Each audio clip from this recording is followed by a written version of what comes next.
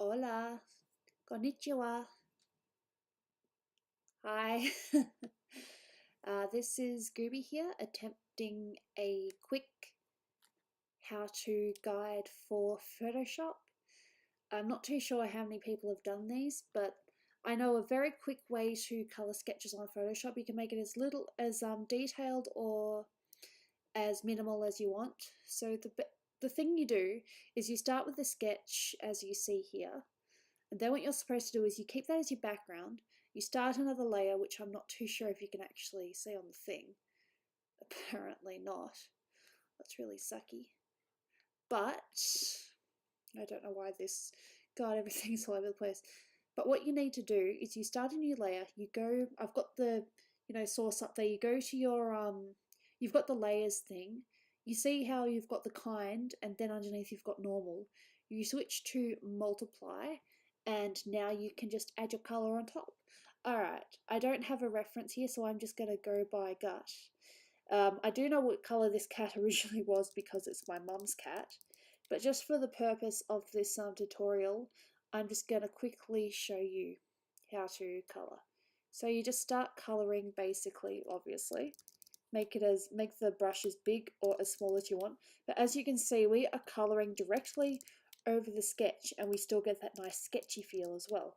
So the trick to this is you have the sketch layer underneath, just under normal, and then this layer here, the top layer, your paint layer, you just put that as multiply, and you can do these really cool things. You can play with it a little bit later, but for now this is just the basics. Okay, so we've got our main color on our cat, and as you can see I have drawn a mask on the cat. So now we're just going to do a little bit more. We'll make the mask probably a brownish color. It's almost like Jaina, almost, but not quite. You will get to play with it a little bit, of course. But as you can see, we've got the color here, and you can still very clearly see the sketch underneath, which I think is, a really handy for people that are just starting to get into it. Like I said, you can make it as detailed or as simple as you want. I'm going to keep it simple for the sake of this demonstration. So for the ears, I'm just going to go with some kind of pink because, as I said, I don't have a reference, so I'm just going to wing it. So as I said before, we are just in the multiply, and now let's do some eyes. I'm a sucker for green eyes, so I'm going to give this cat beautiful green eyes.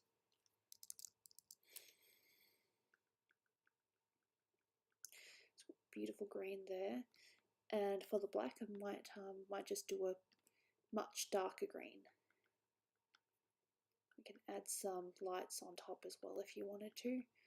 For the nose, I think we'll just go with a darker nose. We'll make that, maybe we'll add a little bit of red to it. So it's going to be like a, like I said, I don't have a reference here, so I'm winging it. I'm probably like way off with this particular cat's thing. So we've got our basics there, bit of light there. And I'm just going to do some whiskers as well. You can still do this as well.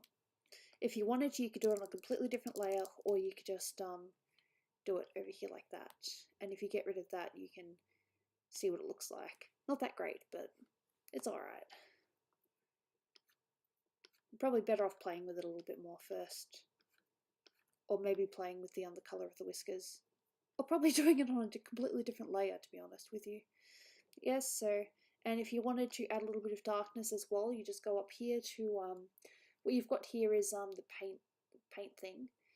Next to the brush you've got your modes, and I'm going to quickly go with darken. I'm going to go with this cat here, and I'm just going to grab it something a little bit darker. And now I am just doing some very quick shading. I'm going to try to avoid the green because I really don't want to go over that. So we've got the darkening here. See, we're darkening. It's not quite extremely obvious, but we're getting there.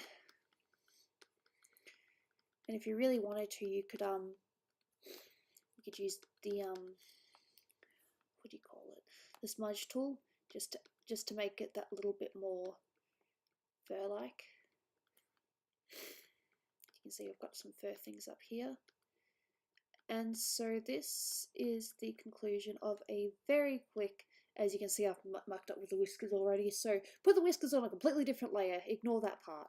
Put the whiskers on a completely different layer so that you can do it properly. I don't know why I didn't, I think I was just in a rush.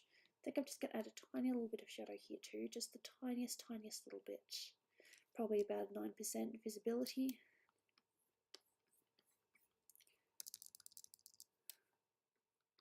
Like I said, this is like one of the few sketches that I have on this computer. So that, if you wanted to, you could probably stretch these out as well.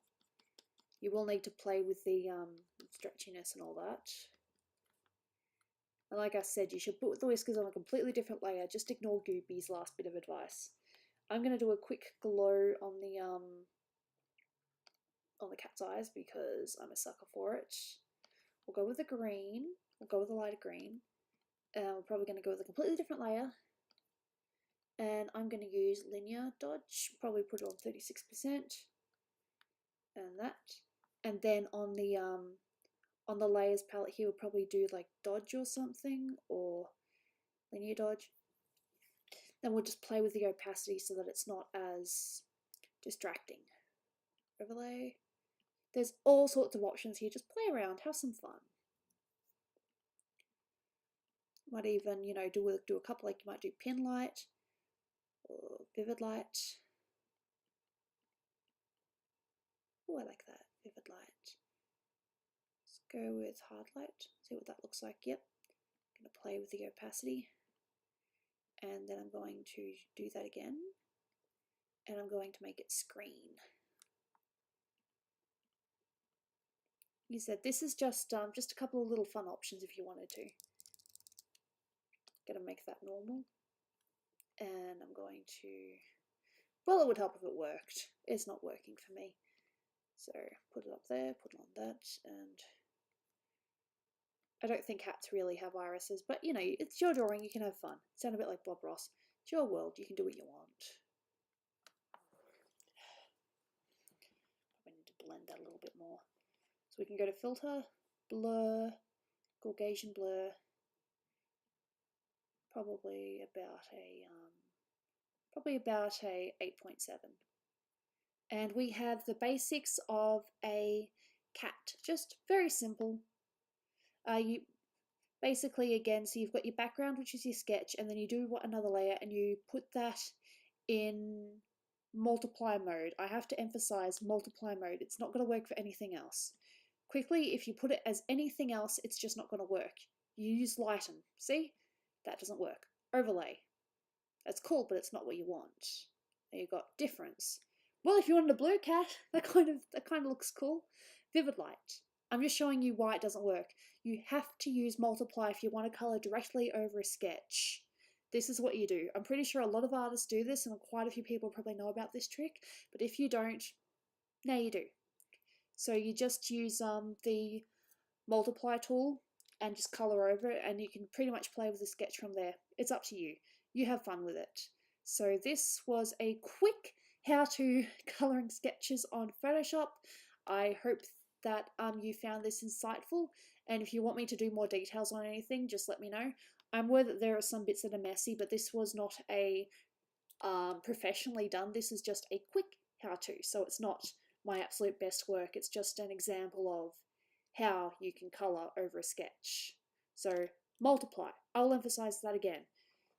On the layers thing that you see above my camera, you see the kind, and then you see normal. You click on the arrow, and you'll go down to this option called multiply. And then you can color over your sketch. It's as simple as that.